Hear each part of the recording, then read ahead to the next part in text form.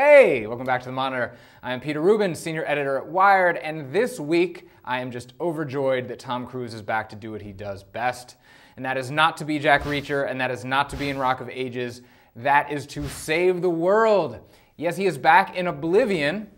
He actually comes back to Earth. He's been living on this moon revolving around Saturn. He comes back to Earth on this maintenance mission, and he meets this band of human resistance, and everything just jumps off.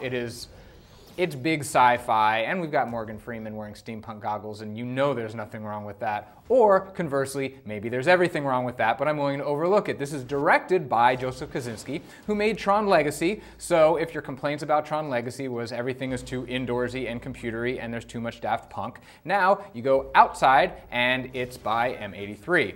Different score, same electronic music. Joseph Kosinski definitely has a palette that he's working with, and you can see his aesthetic from Tron at play here, the spaceships, the fashions, things like that. At any rate, Tom Cruise, he's in Oblivion. It's out this week. Let's talk about video games. Now, out this week for the video game digital delivery service Steam on PCs and Macs is a game that was available last year on the PlayStation Network called Papo.io.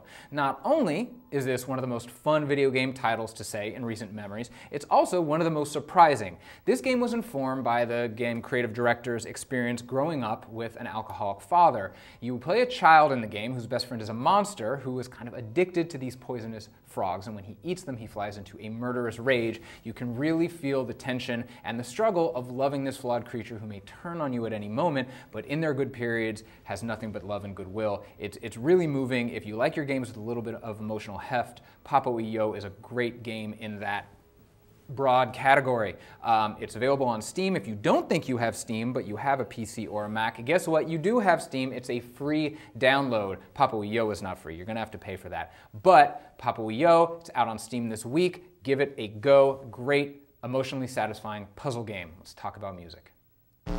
So believe it or not, it's been 20 years since the Wu-Tang's first album. And while their members have kind of shined and dulled and gone into obscurity and come back, the most consistent rapper from the Wu, believe it or not, has ended up being Ghostface Killah. And he is out this week with, I think, his 349th studio album. This is called 12 Reasons to Die, and it was actually composed by a young musician named Adrian Younge and recorded live with Adrian Younge's band, which means that it is a Ghostface album with a live score.